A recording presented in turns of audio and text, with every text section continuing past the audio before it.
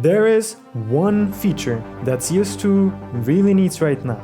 I believe this feature is going to help the game grow a healthy, sustainable player base over the next few months and years. It is not only going to help people coming back to Counter-Strike, but more importantly, people that are completely new to attack shooters or even FPS in general, as well as people switching over from other FPS titles such as Valorant. If Valve adds this one feature, it could potentially kill Valorant completely.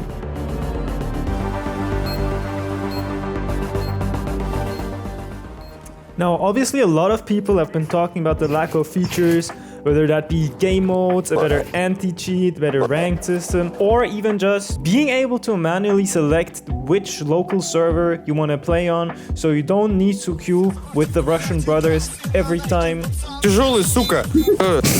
Big Burger! Even though I think EU Counter-Strike right now is the best language learning app if you're trying to pick up Russian real quick.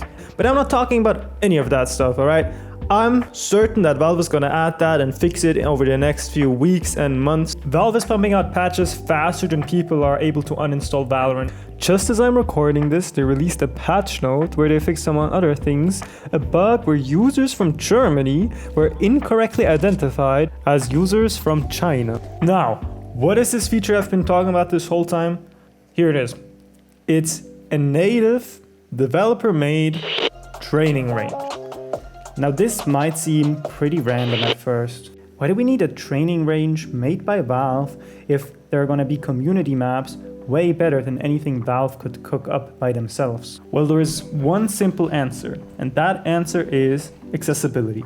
You see, in most other titles, the shooting range or training range is easily accessible through the menu, even if you're a complete beginner to the game. In fact, the game might even start you there if you're on a fresh installation. Now, CS2 has something called Training Day, which as far as I understand is basically just a bot match with some text. And CSGO had something called a training course, which introduced you to the basic mechanics of the game. Now, those are what I would consider tutorials, and of course they are needed. However, they serve a different purpose than training ranges. While a tutorial is there to introduce a player to the basics of the game, the training range is there to help the player perfect it, even if they are advanced or intermediate. Is it true that you practice 10,000 headshots for 3 hours every day? I don't do it anymore, but I definitely did it for like a period of eight months. A training range helps people get used to the movement, the weapon handling such as spraying and recoil. It also just helps people get used to the general visuals and feels of the game.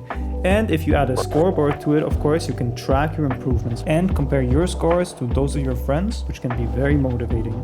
Making mechanics training more accessible to new players is going to help retain a lot more of the players that are coming in to see us for the first time. Now, of course, there's deathmatch, but that might not be the most inviting to brand new players, and even some advanced and intermediate players are just kind of annoyed by Valve deathmatches. I don't like to play deathmatch, so I'd say AMS for sure, yeah. I really don't like to play deathmatch because it's like annoying. On top of that, it is a lot less efficient than training in a proper training map. Where you have to wait for the duels to happen in deathmatch, there is a non-stop flow of aim training and movement training coming straight into your brain when you're using an actual training map. But what do you think? Should we purely rely on the community and third-party tools such as aim maps when we're trying to perfect our aim and in-game mechanics for Counter-Strike? Or should Valve help us do it in a more unified and much more accessible environment? Thanks for watching and have a refreshing day.